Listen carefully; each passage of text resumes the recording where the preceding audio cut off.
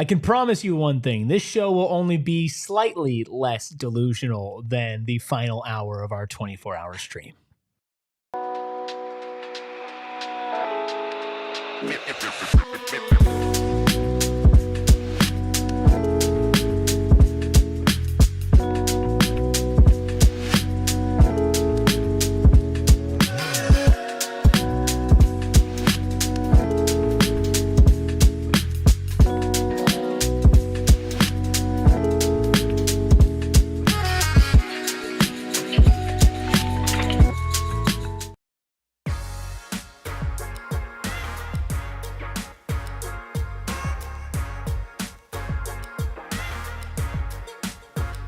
Happy Monday, the best day of the week. Welcome into the PHNX Sun Devils show, coming to you live from Studio K, presented by Circle K. Join Inner Circle for free by downloading the Circle K app today. Terms and conditions apply at participating locations. Visit CircleK.com for details. I am Anthony Totri, this guy over here. That is what's left of Erik Ruby from our 24-hour stream. We've got Captain Redbeard with his nails still painted and in action behind the Mac, making all of the magic happen.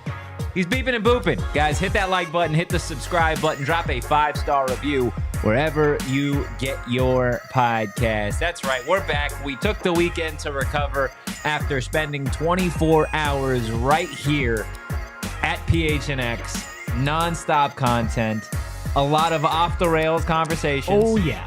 A lot of college basketball, but we survived, and we have a ton to get into today. Joson Sanon headed into the transfer portal.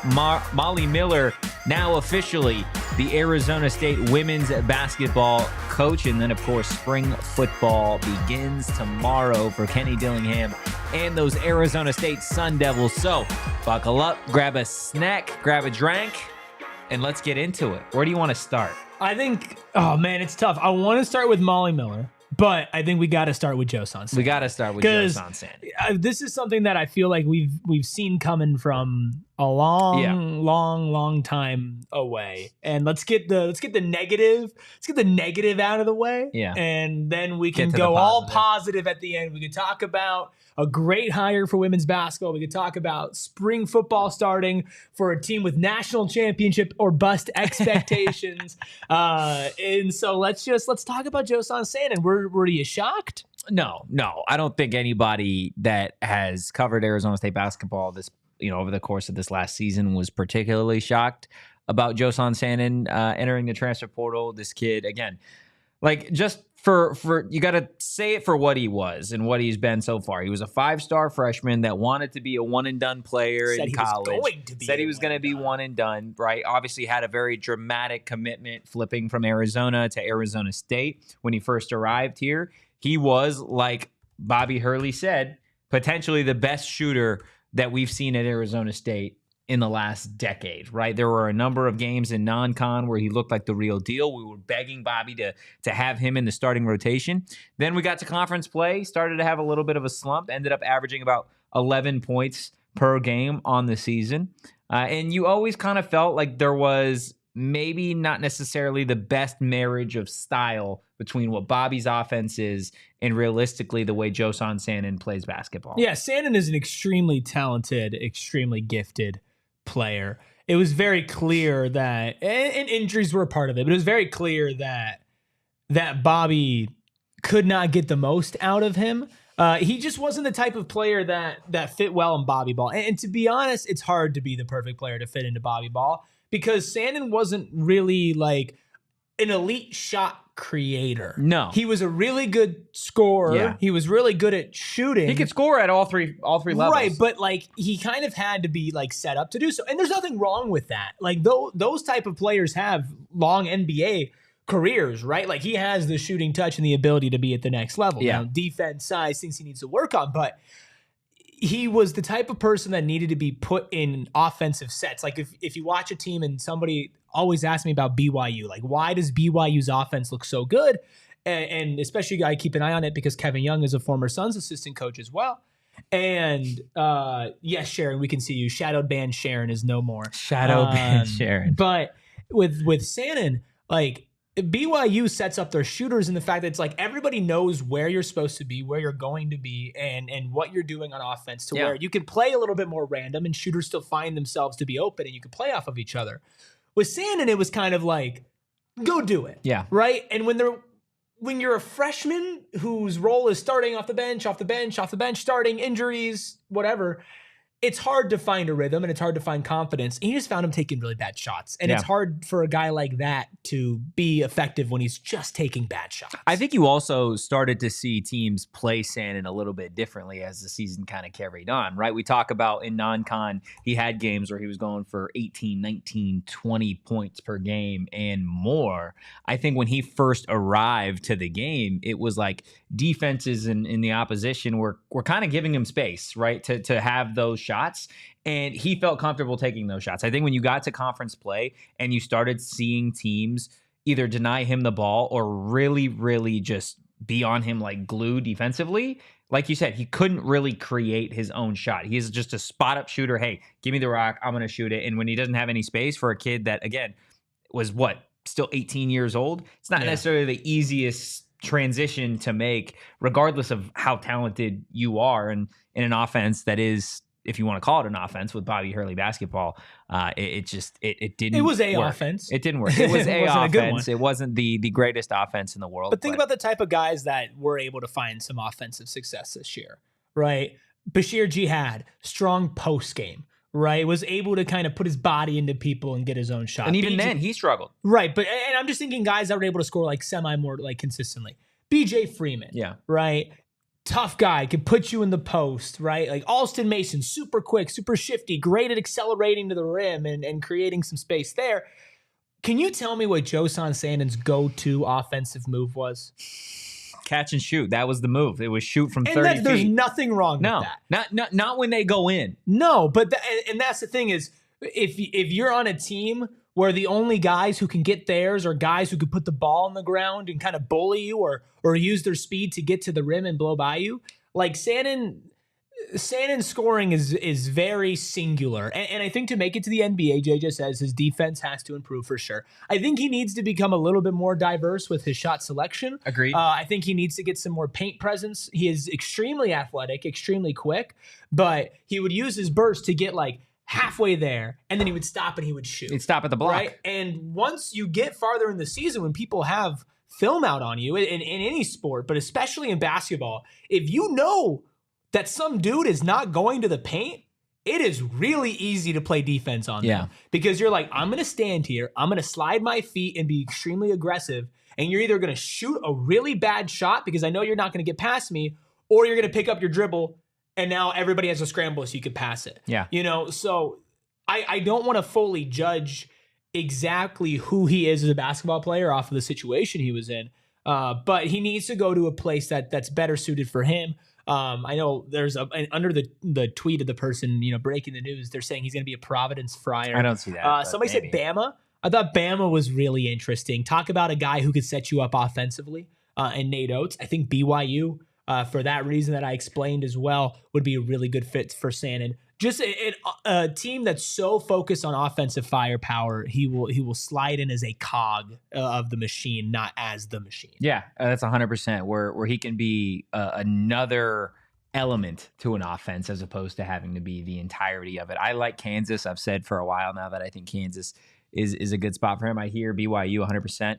And again, we were discussing this a couple weeks ago. I don't think it's much of a surprise that Sanon entered the transfer portal. Nonetheless, it still sucks, right? If you're an Arizona State fan, to have the recruiting class that you did last offseason and to have such a down season, and ultimately now one of those prized freshmen is gone. We'll see if there are any others that follow suit. Like I said, and like you said, I imagine this roster as a whole will look really, really different by the time the Sun Devils actually do start their next season. But, I mean, who was it? JJB in the chat or Ben maybe asking, how is this team going to have enough players to really field a roster out there for the crown? Yeah. I mean, that's a valid question, right? Because you look at the number of players gone. We've got Jaden Quaintance is still out. I don't expect him to play. Yeah, I would say no. Joson Sanon's hitting the portal, right? Yeah. Austin Nunez still out with injury. Yeah. Brandon Gardner, you still haven't seen. He's not existent. BJ Freeman dismissed whatever in the portal as well. Adam Miller's injured as well. Adam Miller's still dealing with an oblique injury. I mean, it's been a while, but I mean, if he doesn't play, like what are you gonna do? Because let's see, like your starting lineup if Adam Miller is healthy is Alston Mason, Adam Miller, Bashir Jihad. Or I guess no, not at the 3. No, but Amir, Sean probably. Phillips and Amir Ali. Yeah. So you're not gonna have a bench. And then your bench is Trevor Best, and Bobby Hurley Jr. Yeah, that's your Danny squad. Hurley Jr. That's your squad that you're rolling out there for the crown. Which is, again, I get why Bobby would want to do it. I see there are benefits to it, but ultimately it almost feels like, again, sitting back and being like, okay, well, now we can only field 7 guys again. It might be worse for everybody. It's a tad embarrassing. Because Alston's a senior. Alston can't. I don't think Alston has another year of eligibility. No, but I think it's these guys want to get a little bit more on tape. But what, like, at a certain point, like, are you helping yourself either? And listen, if that's what they want to do, that's what they're going to do. But I would also suspect, like, I wouldn't be surprised if Amir Ali enters the transfer portal. I don't want this to happen. I wouldn't be shocked if Jaden Quains enters the transfer portal. No, I wouldn't be shocked at anybody. No, and I don't want him to. But then, Adam Miller apparently has another year of eligibility, maybe. I've he seen does. that He does have one more which year is of eligibility. Crazy. He's going to probably end up playing, if he plays another year of college basketball, like 150 college basketball games. That's gross. It's gross. And how many appearances in the tourney? Tough. Yeah. Anyway, tough. But Tough. His team is in a tough spot right now, and Bobby's whole thing is recruiting. So this is his season. Well, that's what. It was supposed to be this year, right? Because he had the 5 stars, but and we don't know the extent of Quainton's injury, and he's a young big man with lower extremity injuries, and without, again, I don't know anything. Mm-hmm. You could just clip that. I don't know anything, right? But a young big man with lower extremity injuries that we didn't see him like at all. We didn't see him on the bench. Whatever, right? You have to think that's going to be extended period. It's a of time. significant injury. It's probably going to at least eat into a very developmentally focused offseason for him, right? So maybe he doesn't enter the portal. William says he doesn't enter the portal because maybe there's not a place that's going to take him. He wants to be comfortable. Trevor Best is here, whatever, right? You don't know what he's going to look like next year. You don't know if he's going to be ready for next year. I mean, lower extremity injuries for 7-footers that are still growing is scary. And you got to think about this guy's thinking about his future in the NBA. You're sure as hell not going to be rushing back. No. If you're Jaden Quains, there's no right? point. Let's say Adam Miller returns. Okay, Adam Miller returns. Alston Mason, gone. Bashir Jihad, gone. Maybe Sean Phillips is back. Sean Phillips could enter the transfer portal. He could. He had a good I don't think of he games will. in the end. I don't think he will. I don't think Amir Ali will enter the portal. So we're talking about returning of JQ, Amir Ali, Sean Phillips Jr., Adam Miller. You're returning 4 guys from a team that couldn't do anything in the Big 12. Yeah, you got to really hit the portal hard. And so you got to hit the portal hard, which, again, Bobby did. Bobby did last season. Yeah. We were all very happy and very hyped about his transfer portal commits, and we were hyped about his recruiting class. To me, the offseason really is, it's a pendulum of which way you're swinging. You're either going to get Koa Peat, and it's going to be really good, or you're not going to get Koa Peat. And this fan base is going to lose their mind because if you're going into next season with basically the same roster and a couple JUCO guys or a couple lower level non-power 4 guys in the transfer portal, like who's buying into that team going into another Big 12 Not the season? fan base. No, they're not. Not the fan they're base. They're not. And especially if, and obviously we're not knowing what's going to happen with JQ, but as you get closer to the season, if you hear Jaden Quains is going to miss the first 2 months of the season when ASU basketball is usually good in non-con play, like you'll need Koa. But if you don't have Koa, like then, what are you going to do? This season is going to be again. I don't want to jump to crazy conclusions already, but again, you figure. Let's say you don't get Koa. Let's say you keep JQ, but he misses the first two months of the season. Then we're already talking about a chalk season because if you don't go crazy in non-con, then guess what? We all saw what Arizona State did in conference play this past season, and if they're unable to go out and get significant needle movers in the transfer portal this cycle that can actually be cohesive together as a team, then this is a wash of a season, and they're looking to who they're going to replace Bobby Hurley with. Because we can all tell you right now, if Bobby Hurley and the Arizona State Sun Devils do not make the NCAA tournament next year, then Bobby Hurley will not be back at Arizona State again. it feels very, very sure thing that is the scenario. It's tournament or bust. And if that's too high of a standard, then don't let the door hit you on the way out. That's how the fan base feels. I feel like that's how the administration feels, right? Bobby wants an extension. There's no extension coming for Bobby Hurley. It's not happening unless they're able to actually make noise next season in this conference. Well, guess what? ASU was drowning in this conference this past season. Mm-hmm. There are 4 teams in the Big 12 that are in the Sweet 16. I believe that ties a personal record for the conference. You think it's going to get easier next year? No. BYU's only getting better. Kelvin Sampson's still there. There are so many damn good teams in this conference, and they're only going to improve. So if Arizona State doesn't fall in line, then it is 100% time for a rebuild, and you move on from the coach, and you find a way to do it better. Do I think Jaden Quayton enters the transfer portal? No. Do I think Amir Ali enters the transfer portal? No. Do I expect Joson Sanon to come back? No. But the guys that we've listed already that can come back is not enough. You have to go make a splash in the portal. These mid-major guys aren't cutting it. I get they can have fun moments. They can have fun seasons. But they don't. What do? The best one that you have ever gotten was the Cambridge brothers. Yeah. Right? And those weren't even really mid-major guys. And that's the thing, too, is like there's a place. Like I think that if you go and grab one, like think about like Alonzo Verge, right? Coming out of JUCO, right? Like good college basketball player. You know, you can have 1, 2 of those guys to build out your roster. Yeah. You can't have 4 or 5. Your team can't be made up of that. No, and it's just not sustainable. It's just not. So, I mean, Zylan Cheatham is a good example, too. Like there are good individual players, but there just needs to be more. As Kendrick Lamar says, it's not enough. Like you just you need more, and you need to get people excited about this program. Like people are now excited about Arizona State women's basketball, which is coming from a worse place than where Arizona State men's basketball is. Let's talk about Molly Miller. Let's talk about Molly Miller on the other side of this first break. One of the best parts of our 24-hour stream, getting spinatos. I mean, come on. It gave us the energy to get through the night and to continue to name random athletes. But also, this Friday, March 28th, the Suns, PHNX Suns, doing a watch party out in Spinatos on the west side. Your boys emceeing the event. Wow. So come hang out with PHNX Suns. It's a Phoenix Suns watch party as well. Watch the Suns who are red hot. And whenever I'm not around, apparently, being the Cavs when I'm on a 24-hour stream. But come hang out with us. Plus, there's a bunch of other stuff going on. If you got a decent jump shot, they got a pizza basketball contest where you spell pizza instead of force. Kyle says he thinks he ate 10 slices. I think I ate the other 10. I think your brother ate the final 10. I think he might have taken out a pizza. And we also had the wings from Spinatos. We had a salad from Spinatos, a cannoli from Spinatos. There's more than just the pizza, but you can also get the info on the pizza and the watch parties at SpinatosPizzeria.com, official pizza of the 3-0 Phoenix Suns over the last week. Wow. Thank you.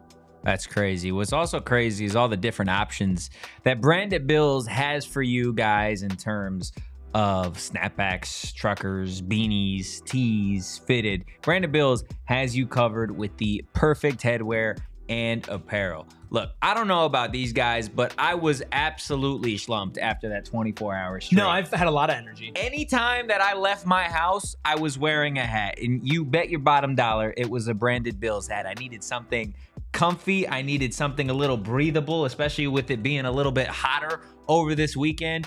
And look, I got a number of Branded Bills caps in my closet. Maybe not as many as me. Nobody as Rubus has over here, but look for yourself. Branded Bills, they've got something for everybody, whether you're an ASU fan, a U of A fan, or anywhere in between. Head to brandedbills.com and use that code PHNX for 20% off your first order. Guys, hit that like button, hit that subscribe button, and again, drop a 5-star review wherever you get your podcast. Goes a long way for us. We said it, going to break. Molly Miller, the GCU coach that, I mean, took the country by storm, right? The Lopes had a ridiculous season this past year. I mean, maybe one of the best individual seasons in all of college basketball, period. Yeah. Was it like a 30-game winning streak? Something along those lines. I mean, she's been ridiculous as a coach over really the course of her career, not just this past season. She's got an overall winning percentage of .851. So 85% of the times that she coached a game. Yeah, so GCU was 69-12 at home under Coach Miller and is going to enter the 2025-2026 season on a 19-game home win streak. She had 66 wins. Let's see. GCU was 66-18 in the WAC play under Coach Miller, 117-38 in her 5 seasons at GCU, winning 20+ tilts in her final 4 seasons. She was 16-0 in the WAC in conference play last year. She doesn't lose. She does not lose. And what she does even better is she builds programs, right? Yeah. GCU over time has started to really elevate the women's program. We know what the men's program has slowly started they've also elevated them. They've elevated both basketball programs. Yeah, both basketball programs. And Molly has really been just a huge force in that. I think you saw even just this season getting to the NCAA tournament. No, it didn't go the way that they wanted it to, but the fight, the passion that she has for this, the what she was able to get out of her team, and now she's going to a Division I program in the Valley at Arizona State. I think for me, it reminds me a lot of Kenny Dillingham, and I say that, not to put pressure on it. She said it. Did she say that? She said that? I'm pretty sure she said that she's cut from the same cloth.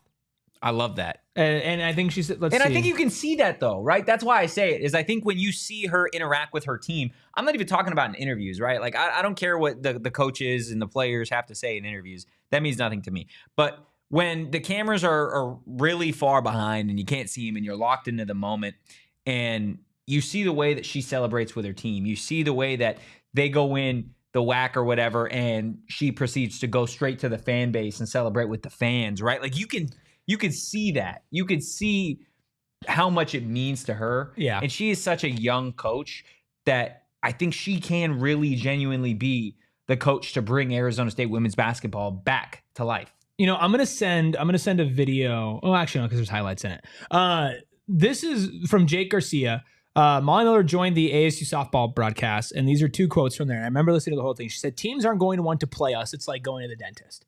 Right? Which is just an incredible quote. And she ends it with, "I'm wired like Kenny and Graham. We just want this to be elite." And elite she is. 2-time WBCA Division II Coach of the Year, 2019-2020. That's at Drury, which, by the way, in her final season at Drury, which is such a hard thing for me to say, apparently, which she also played 4 years. Yeah, she also played there. She's a hooper. But her final year, she was 32-0. And I get it. Some people want to discredit Division II basketball. Some people want to discredit WAC basketball, right? They're still playing the same level of competition. They're playing the same level of competition. They have the same level of players. And she's a 3-time Coach of the Year in where she's been coaching, whether it's in the WAC or whether it's Division II, Division II Coach of the Year, right? Not Conference Coach of the Year, Division II Coach of the Year, right? So this is somebody, when she walks into a building, she knows how she is going to set things up. She knows and has her identity. And what is the main thing that we've lamented with Bobby Hurley basketball?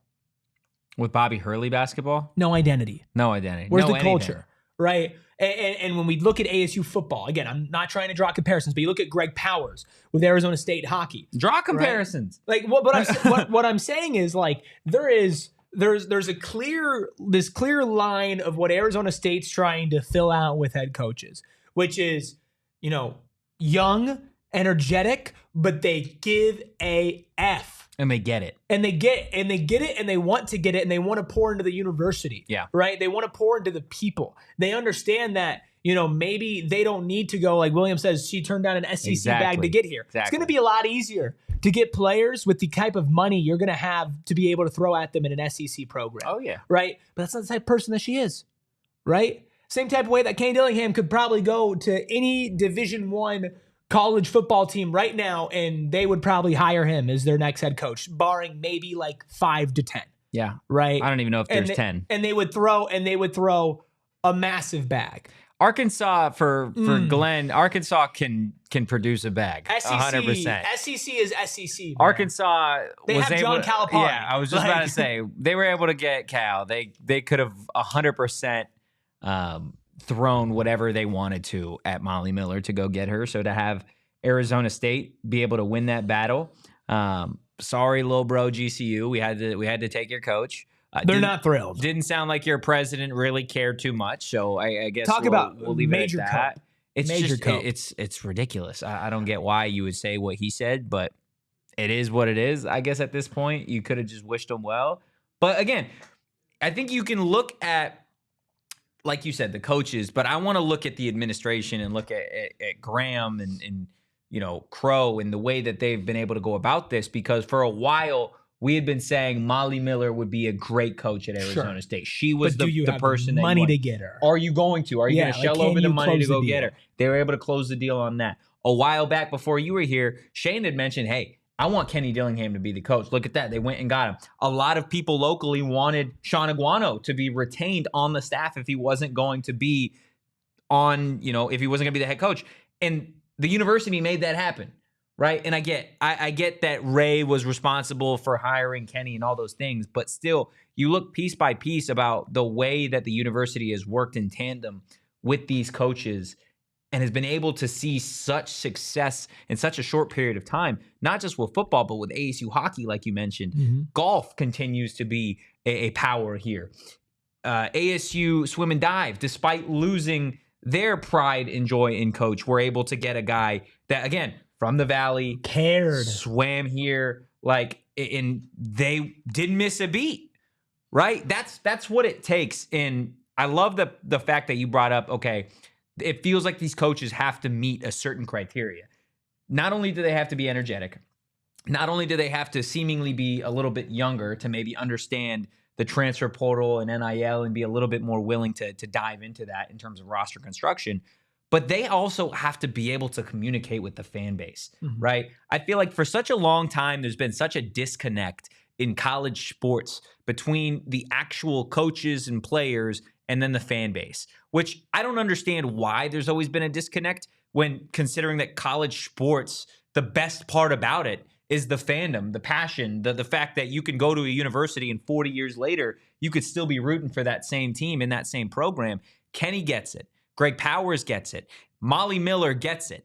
All of these coaches at Arizona State now partnering with Graham Rossini, the athletic director, you can slowly start to see ASU, the quote-unquote sleeping giant, isn't sleeping anymore, right? And it's not just in football. All these different facets are starting to actually make noise when it comes to their conferences. Arizona State won, 4 conference championships in their first year in the Big 12 so far? Football, swim and dive, a number of different sports. And it's only going to get better, I think, the longer that Graham Rossini has to be able to put his ideal roster of coaches together. Yeah, and I remember talking about this, obviously, and I hate to keep on roping Bobby into it, but it's coaching, so it's part of the conversation. But, Arizona State, and I said this, you have to ask yourself, what is the standard that we're trying to set? What are we okay with? Right? What are we going to say is the Arizona State standard, right? And the Arizona State standard should not just be a winning program, but a winning program that fans are in love with. A championship program. That's what it should be. And you have the facilities to do so. You're the largest public university on the face of this planet, right? You have the resources to do these things. In the solar system. You have the fan base. You have the fan base to do it. A lot of people want to give Arizona State fans crap for being fair weather fans. But guess what? Do you want to know what if that is true, you want to know what that means? If you win, they're here. Yeah. It's not like when this football team was winning in the Big 12, right? And a Big 12 champion and all of that the fan base was nowhere to be found because people don't care. Yeah. Right. Remember when basketball has hit its peak under Bobby Hurley? Remember how much this community loved Charlie Turner Thor? Go look at Mullet that was packed out when they were playing in the NCHC playoffs, right? And how devastated everybody was when that run came to an end, right? And how much that team means. Like, this entire university has the power to be, and I am not like just saying this because I am on PHNX Sun Devils. This entire university has the power to be one of the best overall athletic programs that this country has, point blank, period. And I think that they have an argument when it comes to a lot of things to be in that conversation. There are a few things that have been holding them back. Molly Miller now hopefully, in theory, solves one of those problems. Yeah. Because you used to be able to look at your women's basketball program and go, solid. No question. Tournament no every year. But let's be honest, like, at the same time, this is not just a Molly Miller thing. This university needs to pour money into this program. They need to give her the ability to recruit, give her the ability to get kids in the door. The same tools that they've given to Bobby. And whether you like it or not, you know, you can't just win with a coach now. You need to have the NIL backing and support. So ride this wave that hiring Molly Miller brings. Get that money in there, invest in it, right? You're already going to revamp DFA, like, sell people on that too, and get this program back to where it should be and setting the standard for what Arizona State sports athletics should be. I think there are a lot of people really excited now about women's basketball at ASU. I know there are a lot of people really, really pumped and amped for the season ahead, see what Molly can do in the transfer portal. And I think everybody here kind of feels that same way. Like, just like, okay, let's see this team and this program get back to the NCAA tournament. And I think it's gonna be a lot of fun. I know there's some people talking about Brianne January in the chat as a potential option before Molly. January, from my understanding, did not and doesn't really want to go to the college route. I think she wants to eventually be a head coach at the WNBA level, which I think one day she will get to that point. But kind of like I believe Will said in the chat, I believe that January feels like the G League, and there are other alternatives out there that are maybe a little bit less, not intimidating, but just stressful than being a head basketball coach at the collegiate level to realistically get that done. Last thing I'll say on Molly Miller before we get into spring football. Some of y'all need to stop being so sus on the internet as it relates to Molly Miller. It's a bad look. It's embarrassing. Just honestly. Stop it. Just there's no need for it. Embarrassing. If you're not excited about the basketball part of it, you're not focused on the basketball part of it, then you're just being weird. Yeah, you're being a weird person, and you're being a weirdo, and there's no place for that here. We won't tolerate any of that here. There's no place for that anywhere. So don't be dumb. Don't be dumb. Perfect way to go straight into our second break. Don't be dumb. That's it. That's a whole pure edibles. Listen, don't be dumb when it comes to edibles, right? Not something to play around with. You know, I'm sure that if you talk to a lot of people who have experienced edibles in their lives, a lot of people who have stopped is because they have done something stupid. Yeah. Or they've taken something that they don't know how it's going to make them feel, how strong it's going to be. They weren't able to dial in their correct dosage. And that's why Pure Edibles is here for you. They're holding out a hand and saying, let us help you out. I had somebody in the chat a while ago ask about help with sleep, because I say that all the time. Like, I'm a terrible sleeper. And something that Pure Edibles has helped with is that, you know, they on the tin, they have labeled for sleep or to relax or to unwind or to uplift or to, you know, energize, whatever it is. Plus, they're easily designed to be ripped in half or bit in half to be shareable, but also to dial in your exact dose. Start low and then work your way up to what you feel is right for you. Go find yourself some of the Pure Edibles products from one of the over 130 dispensaries across Arizona. Look, I love it. And the one thing I really do love about all of our partners, or I guess the one thing I should say among many, is the fact that you can trust all of our partners, especially our friends, and I'll call them our family, over at Desert Financial Credit Union. The reason I call them family is because it feels like they've been a partner here at PHNX Sports since I got here, since years and years ago. And look, you can trust them to help you with your finances when it comes to literally anything: checking, savings accounts, mortgages, loans, credit cards, investment options, and so much more. There are not a lot of financial institutions out there that are going to be able to take care of you when it comes to every single aspect of your finances. Not only that, but they've been doing it for more than 85 years at this point. The largest and most trusted out here in the Valley. Not to mention, when you guys open a free checking account online, you're going to get $200 in bonuses. They're literally giving you money. Get started by visiting desertfinancial.com/200. Hit the like button. Do it. Right now. We're not going to move on until you hit that like button right there. Oh, a guard named Po'boy King entered the transfer portal. Po'boy King. He averaged 16.7 points per game. Where is he entering from? NC Central. NC Central. I mean, he needs to go to LSU, right? Yeah. Po'boy King? Po'boy King. Are you kidding me? That's a great name. That's a great name. How do you spell that? P-O''Boigh King. Po'boy King. Po'boy King. Kind of like King Kenny? Bucket getter. Bucket getter. How many points is Kenny Dillingham dropping at the college level? 100. Game? Until he tears his ACL. A game? No. Take it back. No. Take it back. No. Captain, make him take it back. You got to fill me in. Captain Redbeard just tunes us out at this point. How's your recovery been over the course of the 24-hour stream? I didn't feel normal till about Sunday. I was telling Erik that. Yeah. And I think that was kind of the same for all of us. Yeah. Dude, I had a day on Sunday too. Went out to the Ren Fest. Just walked forever out in the beating sun. I was like, man. I was like, I'm back It's to tough. it. I was It's back tough. to it. My throat Dead was this morning. like not doing well. I know. I was like, I don't sound good. You know at what really all. killed me was screaming, and this is our transition to football here. At like it had to be like 1:30 in the morning, 2 in the morning, and you and Damon were playing college football, and Damon was going through it. I don't play the game. I'm not, I don't play it. And so he was showing me, like, this is the updated rosters. The teams who had higher overall rankings in Arizona State University. Bad, man. And I was screaming, Navy. Yeah, it wasn't good, man. Right? It The disrespect. honestly hilarious, but I was screaming so loud. Like right then I lost my voice. You could feel it. I don't think that ASU is going to be an 82 overall No. going into the next college football No, game. absolutely not. And it all starts with spring football, which kicks off tomorrow. So, of course, I'll be out there. Definitely stay locked in on social media at PHNX _Sun Devils or at Anthony _Totri.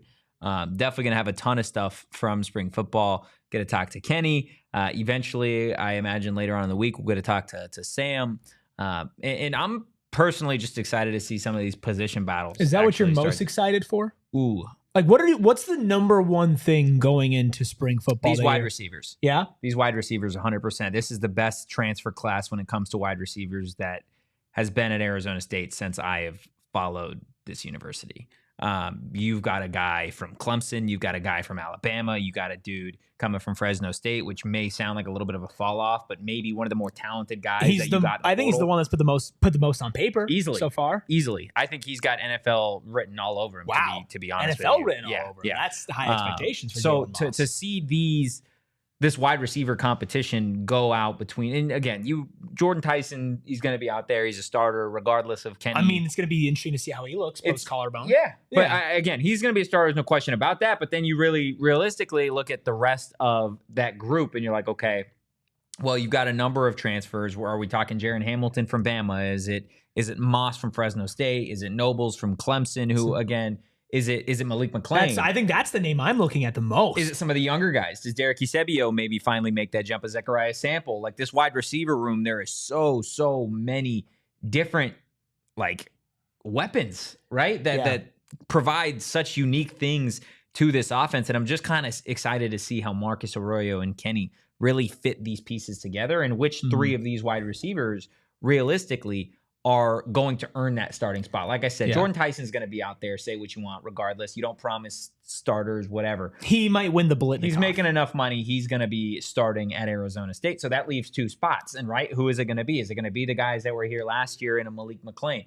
Is it going to be the young bucks, a Eusebio or a Zechariah? Is it going to be the transfers and Jaron and Jalen? Like that's going to be by far the thing that I'm looking forward to most for spring ball, especially that position battle. Yeah, I'm super excited for that. I feel like maybe the number one player that I want to keep my eye on and track during spring ball is Malik McClain. Malik McClain, yeah. Because, it's such an interesting season from him. He was one of the highest rated, speaking of NCAA, right? He was one of the highest rated guys going into last season. Obviously, transferring from a big school, big body guys like 6'4", right? Dude. Like big dude, redshirts this season, doesn't really play. In two of the biggest spots all season, they trust him to make massive plays. Obviously, the Big 12 championship Hail Mary that he caught, and then the pass from Cam Scatterbo that he caught in the Peach Bowl. Do you know how much trust you have to have in a guy to throw him out there after you don't play him? Like 40-yard snag in the Big 12 championship. And then to be like, hey, go do that again against Texas with Cam Scatterbo calling an audible and throwing that pass, right? So I forgot that he was the one that caught that touchdown. Right. And just the physicality of him, obviously the mental side of it of like, he basically sat out the whole season, kind of like how Jordan Tyson did, obviously for different circumstances, took in this complex offense for Marcus Arroyo, right? Settled in as a Sun Devil. And I'm not saying these other guys who transfer in are going to have a problem doing that. Yeah. But it's different when you've been here and you've been around the coaches and you've been around the quarterback and you've been practicing, been doing all of that, right? And you've played in big games, even if you didn't play throughout the season. I feel like Malik McClain going into the season, he still maintains his redshirt status because postseason games don't count. Postseason games don't count toward eligibility. Which is why he played in the first place. I have a strong feeling he's going to be a certified wide receiver too. Going into the season. Wow. I think that his body, I think his athleticism, I think that he has the brain for it. He's already stepped up in big moments. And he's a different type of receiver than a Jordan Tyson. And I think that those two guys out there, and then you're going to be able to rotate in everybody else that you mentioned, not everybody, but probably Jalen Moss is going to slot in as my number 3 if I have to project going forward. And I think having Tyson, McClain, and Moss, that just sounds like a law firm. Tyson, McClain, and Moss. I think that's a really exciting trio that all do very different things from that position. I think Malik McClain might be the type of dude that at the end of spring ball, people are like, holy crap, watch out for Malik McClain. Yeah, I think that's totally fair. And again, that's without really even mentioning, hey, like Nobles and Hamilton didn't play a ton at their previous schools, right? Both really, really talented guys that I know they transferred from these schools, but think about where they're coming from, right? Like one coming from Clemson, one coming from Bama, both SEC schools, prominent programs, and to want to play at Arizona State with Sam Leavitt, really, really pumped to see kind of what they bring to this offense. Like I said, how Arroyo uses them. Outside of the wide receivers, is there a position group that you are just amped to see that maybe you think is going to be the most competitive? I think just the entire secondary is going to be so interesting to watch because so many returning players and a couple new pieces here and there, but that chemistry that we saw developing through spring ball and fall camp last year, I think is going to prove as a great test to these wide receivers. I think that's just going to make both sides Offense so much better. Is not going to look good in the first couple of days of spring football. Especially because of how much continuity is out there on defense, which makes it not less intriguing to me, but less of a mystery. I think if I had a second player besides Malik McClain in a second position group that I got to be most interested in, it is back on the offensive side. You lost Cam Scatterbo, man. So Kanye and Kyson. I think right now it is assumed, and I think fairly so, considering the track record that Kanye will be running back 1. But I think Kyson will give him a run for his 100%. Money. And I think that it's going to be a lot more of an even spread. So figuring out how those two are going to be as far as reps and involvement, and then it's a stacked room beyond that as well. So how does Sean Aguano balance that room? How do they look without their workhorse and Cam Scatterbo? Does the offense look significantly different? Are you running less than you did before? Are you running the same amount, right? Are you that confident? Yeah. And then I think number 2 player for me to watch is Kanye. Yeah, Kanye is going to be a lot of fun. And again, I think that's a valid point, right? There are a lot of people that assume that Kanye transferring to Arizona State means he's going to be RB1. I don't know necessarily if that's going to be the case right off the rip. I know certainly it won't be the case at the start of spring ball. These guys are 100% going to have to earn it. Now, this is a different situation than when we were talking about Jordan Tyson and Leavitt and Alford and some of those other guys, right? Because Sip was a backup, right? So now he has got the opportunity to be a starter. Kanye transferring over from Army, like you said, we've seen the production from him. We know what he can do. 1,000-yard season and for a good team. And now he's doing it behind a better offensive line, right? Yeah. So which of these guys is able to impress and really get it done. And that's without even mentioning some of the other backs in this room, right? Alton McCaskill was a dude that he's been 1,000-yard rusher before in this conference. Does he make his comeback this year? What does Jason Brown Jr. look like after a full offseason? This running back room is certainly going to be interesting. I think the offensive line, just to see kind of the shuffling up front, that's going to be interesting. Ben Coleman at center. Okay, is a Big Bo actually going to be starting at guard? Do you make any moves with the tackles? What does Jalen Clem look like? Yeah. Like the offense, I know we talked so much in the offseason about retention and what Kenny and these coaches were able to do, but because this team theoretically improved via the transfer portal and recruiting class, okay, well, where do we shuffle this around to improve the roster without necessarily booting some of our starters off, right? Because defensively, you're returning 10 of 11 starters. But you're also bringing in Kenrick Breedlove from Purdue. Yeah, two Purdue corners. Yeah, two Purdue corners. One that was higher rated. I forget who was who, and excuse me because we've been Nyland Green. Nyland Green was a 5-star, I believe. Who from I think Georgia to Purdue, Purdue to ASU. And then you have Kenrick Breedlove, who obviously was not as much of a blue blood talent coming out of high school, but was way more involved in the defense for Purdue last year. So where do those two I believe guys, he led the team in picks. So where do those two guys fit in on an already stacked position group for you? Are you shifting anybody around because you're losing Shamari at that nickel corner? Yeah, who starts at nickel? Right. And so who's going to be there? Like, are you moving somebody who's already been established in their position? Are you bringing one of the new guys in to play what they described as a relatively easy role for them, but we saw what happened when Shamari wasn't playing? Yeah. Is it a Montana Warren who's going to be stepping up for that position as well? Like, there are young guys that are not transfers, that are not starters. Chris Johnston, Rodney Bibmage, Tony Lewis, and Kuba. Like, these that guys certainly will be fighting for playing time. Bigger, better, faster, and they obviously want to start, right? Sure. I'm sure this team, the guys that were on this team last year, yes, they love the fact that their boys are returning, but I mean, come on, you want to play. You want to play. Right? So, and you've spent all offseason, and you'll spend all spring and all summer trying to earn a spot because you know that nothing's promised. And if you outplay somebody in spring ball and you make it undeniable, you'll be starting. And these guys want to play here. You know what I mean? Like, there is another transfer portal cycle that will start in spring, but realistically, you want these guys to stay here. I'm sure we're going to get to a point where Kenny and ASU add a couple players in the portal after they see you through the first couple weeks, maybe. And they might lose one or two. Maybe. They might lose a couple, but I'm not expecting any major player. No, I'm not expecting major shifts. I wouldn't be shocked if you lost a receiver. I wouldn't be shocked if you lost a running back. I wouldn't be shocked if you lost an offensive lineman. But again, these are, in today's era of college sports, when you have so many returners and then you still go add in the portal and you have young guys, these are the types of things that happen, right? Certainly you would love a scenario where you're able to just keep, develop, and retain that cycle, but that's not necessarily what college sports is, right? You see it in college basketball. We've seen it at the past with ASU. So this is kind of where you're at. But there are so many different players and new guys that are going to show you something different, regardless of having the returners. Shaman is going to be tight end 1. That's fine. That's set. That's cool.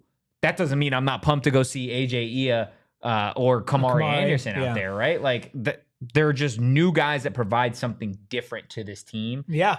That, I mean, are going to ideally make this team another contender to win the conference again. Well, what do you need to compete? Well, I'll answer that question on the other side of our final break. There you go. Just beautiful stuff from Rubis here, but maybe not as beautiful what our friends what they have over at Gila River Resorts. That sentence was absolutely horrendous. But look, our friends over at Gila River Resorts and Casinos, they have 3 words for you: sneakers, stories, and style. They've reimagined the upper deck kitchen and bar. They turned it into a sneakers lover dream. Wow, March 20th through the 30th. Look, from the first step to the final dunk, you guys can discover the history and artistry behind each pair of sneakers that they have for you. Not to mention, maybe you just need a little staycation like apparently I do with our friends over at Gila. Go out there, enjoy some time at the restaurants, hang out by the pool, maybe win some money over on the floor itself. But one thing you always got to remember is you do you at Gila River Resorts and Casinos. Visit playatgila.com for more details. You got 1 week left. Truck month. Just wee-wooed? Wee-wooed. Get your attention because you only have 1 week left of truck month at Arizona's largest Ford dealership. Of course, you know the name. It's Sanderson Ford. They have hundreds of trucks on the lot, and all of them are marked down with big discounts for truck month. Anything from Mavericks, Rangers, F-150, Super Duties, plus they even have the Broncos and Bronco Sports on sale for truck month. Give me one! Because they love you. I want one. And the thing is, a lot of places will give you deals or they'll tell you that they'll give you the best price, but the reality is they're just trying to make a quick buck, get in, get out. They don't care about you. Sanderson Ford is different. Family owned and operated for 3 generations. No pressure, no hassle, and absolutely no nonsense. They are going to listen to you. They're going to think about your situation. They're going to hear your budget. They're going to hear your price point. They're going to hear your concerns and what you need for a truck or a car. And they're going to make sure that they put you in the best vehicle possible. Just a reminder, all offers for truck month end at the end of the month. Duh. It's truck month. It's truck month for now. Hit the like button, hit the subscribe button, and do what? Rate us 5 stars. There you go.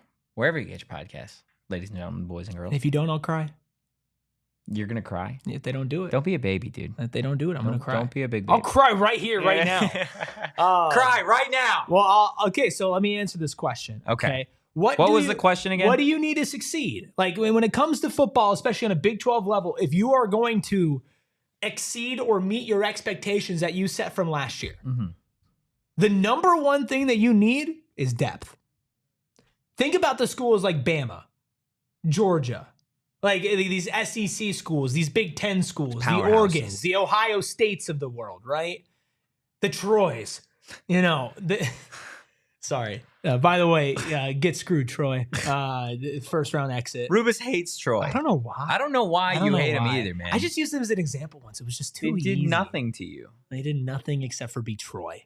They did and lose. They will never change. They did lose in the. They did make it though. The NCAA team. Anyway, they did. Anyway, you need depth. Like you think about, why it's so important that these schools, not just in 1 year, but for multiple years going forward, are so successful. You want guys that are fighting for positions now that aren't going to get them because it's football. You're going to see injuries, right? The same way that Jordan Tyson went down. Cam Scatterby went down for a game last year. You lost players on your defensive end. Well, maybe we'll talk about that later, Sevens. You have to have depth at every position in order to be among the elite. Do you think ASU does? Absolutely. I thought they had it going to last year. We were like, this is actually a surprisingly deep team. Like, I remember we were like tiering the position groups and everything. And we were just like, man, like, who's going to play? Like, who's going to really figure it out? And I think not only do they have, the depth, but they've also solved a couple of weak points for them, i.e. their special teams and their kicking game as well. Maybe Jesus Gomez is going to be the guy that we're watching the most in spring ball. I mean, potentially. Like, seriously, though, because I remember one of the few practices I made it out to last year during, like, right before the Peach Bowl. It was a group of media. We were standing there and we were watching them kick, and it was just like, oh, it's not good. It was not good. Not good at all. But you need depth at every position, not only just for this year in case of injuries, but you're going to lose guys going into next year, whether it's transfer portal, whether it's you're going to probably lose a lot of guys, whether it's eligibility. You got a lot of guys coming back this year for what's going to probably be a final run. And you want guys that are competing for starting spots now that are hungry. And then next year, they are going to be the ones who are in the driver's seat for that. Massive Sparta guy, apparently. Hate Troy. So it's very nice that we can sit here and break down, like, what do you think is the most shallow position group that they have? Ooh, I think it's tough to evaluate just strictly based off of, like, okay, this is who they've added without going and seeing. I'm going to hold you to this for the rest of the year. I mean, the most shallow quarterback. That's what I was going to say too, but that doesn't really count. Come on, that doesn't really count, does it? If I had to give you a real answer, I would probably say safety. Just because don't get me wrong, I love the fact that they've got Miles Rouser and X coming back. He's a little top heavy. We haven't necessarily seen the rest of these guys. Montana Warren, who came to ASU originally safety. Okay, now is he playing more of that nickel spot? I know Breedlove is going to be sliding into that nickel spot too. He's going to be working there as well. Okay, so then you've got who's the dude that transferred from Washington State? Oh, I know. It's I something know, Robinson, right? It's got no. be, That's Javen. I know Javen Robinson. I think there's another Robinson. I could be wrong. Does somebody in the chat beat you to it? They probably will. Yeah. Gosh, Adrian Wilson. Because we lost. Because they lost an there's so Adrian many Wilson. Adrian Wilsons in football, man. There is. There you go. But yeah, there's Adrian Wilson. Okay, how does he fit into this defense? Some of the younger guys, like a Kanye McDonald, how has he started to elevate his game? So I think safety is a little bit more of the shallow. If I had to give you one, you lost Kamari Wilson. This safety room is going to be, I think, more of the bigger question, but not the starters. The starters are just shallow doesn't mean weak. And again, when almost every position feels deep, like even if you're shallow, you're not talking about 2 feet shallow end of the pool. It's like 4 foot shallow end. It's just not 6, 7, 8 feet. Yeah. Yeah. What would you say? I quarterback was the first one. I mean, you got to give me a real answer if I had to give you one. I think safety is a good choice. I think it's really hard to find one. I think running back is extremely deep. Wide receiver is extremely deep. I think linebacker is extremely deep. I think offensive line is extremely deep. I think your corner room is extremely deep. I mean, the interior of the defensive line, maybe. Yeah, maybe. Right? You can still returning. You returned not only that, but you added guys, right? Yeah. Like a Mikael Gardner is going to be an interior defensive lineman. I think more of an exterior guy. So interested to see what he looks like. All these transfers are realistically going to be fun. AD saying Jacob Cowing embarrassed Shamari Simmons. Last I checked, Jacob Cowing never made a college football playoff. Let me fact check that real quick. Yeah. Missing that. Jacob Cowing, are you talking about his time at Arizona? Are you talking about his time at, Utah this past year? It's hard for me to keep track of all the different schools he transfers to, One of the YouTube videos that pops up is they should have never let the 49ers draft Jacob Cowing. I love it. Taking a page out of our book, huh? I don't know if we do that. Never in all caps? No, what? you know what? Okay, guess. Here's a little inside baseball. Oh, God. Guess what word out of they should have never let the 49ers draft Jacob Cowing. Any guesses, Captain? What the capitalized word is. They should have never let the 49ers draft Jacob Cowing. Draft? I'm going to say should have.